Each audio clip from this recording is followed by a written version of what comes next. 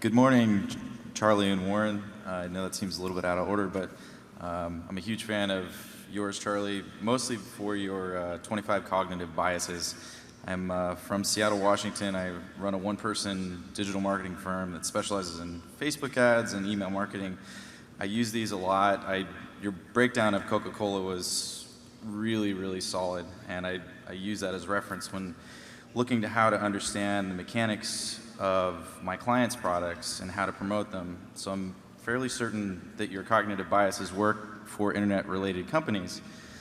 Now that you're partnering with Amazon on healthcare, I'm curious, have you started to understand how to apply these biases to internet-related companies? Or is there another set of tools you use to decide if you understand a business? Because you guys talk a lot about not investing in businesses that you don't understand. Well, healthcare we don't plan to start healthcare companies or necessarily insurers or anything. We simply have three organizations with leaders that I admire and trust, and that mutually goes around all three.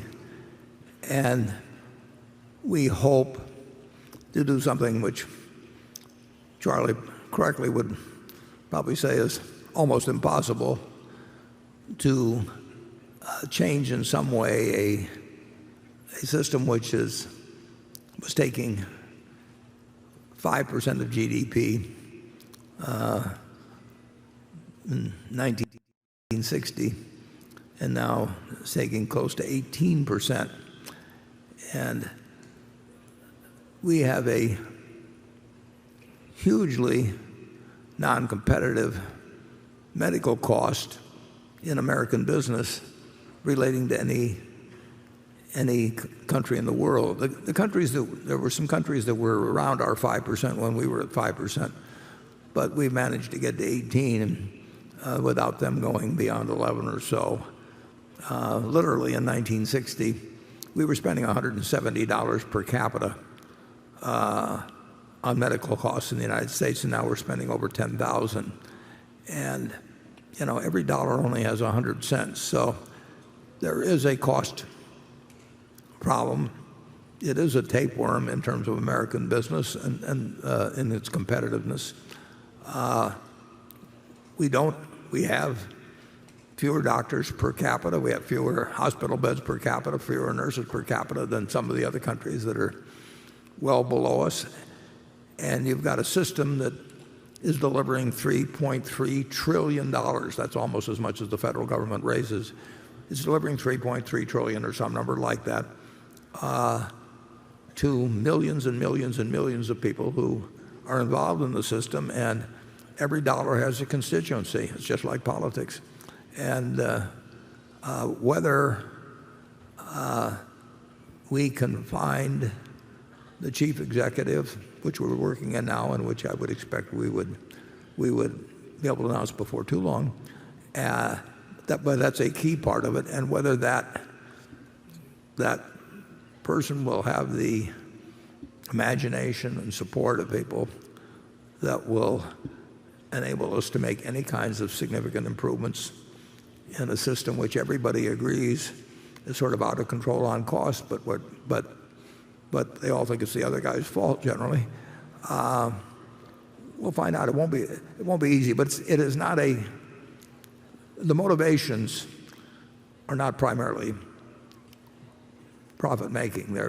We want our employees to get better medical service at a lower cost. We're certainly not going to come up with something where we think the service that they receive is inferior to what they're getting now, but we do think that there may be ways to make some significant changes that could have an effect, and we know that the resistance will be unbelievable, and if we fail, we've at least tried.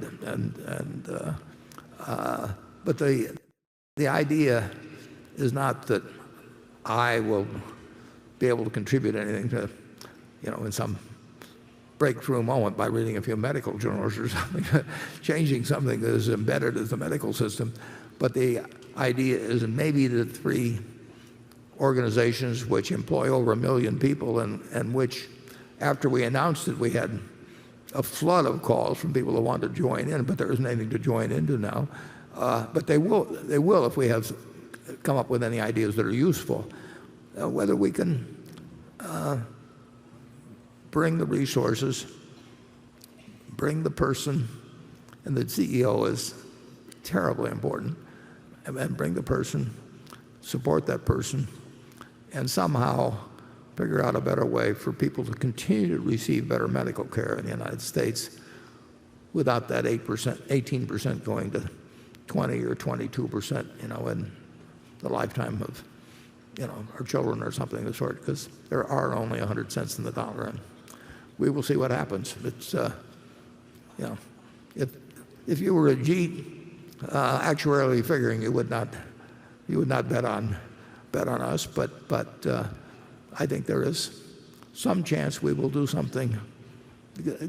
There's a chance, nobody can quantify it, that we can do something significant, and we are positioned better than most people to try, and we've certainly got the right partners, so we will give it a shot and see what happens.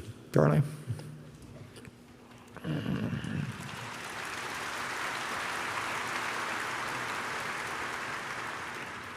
There is some precedent for success in this public service activity.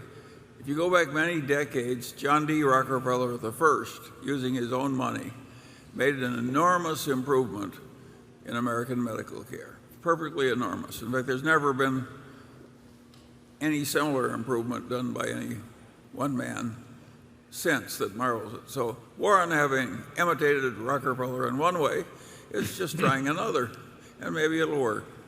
Rockefeller incidentally lived a very long time, so I am trying to imitate him in 3 ways there. We'll see what happens, but we're making a lot of progress, and I think we'll probably have a CEO within a couple of months, but if we don't have one, we're not going to pick somebody just because we want to meet any deadline or anything like that. We've got these wonderful partners. We don't have a partnership agreement among us. Somebody started drawing up one in the legal department, and the CEO just put a stop to it. I mean, you do have places that have a lot of resources, and while we all have our share of bureaucracy, we can cut through it if we've got something that we really think makes sense. And we will get the support. We get a lot of resistance too, but we will get the support of a lot of American business if we can come up with something that makes sense. But if it was easy, it would have already been done. There's no question about that. It's not easy. No.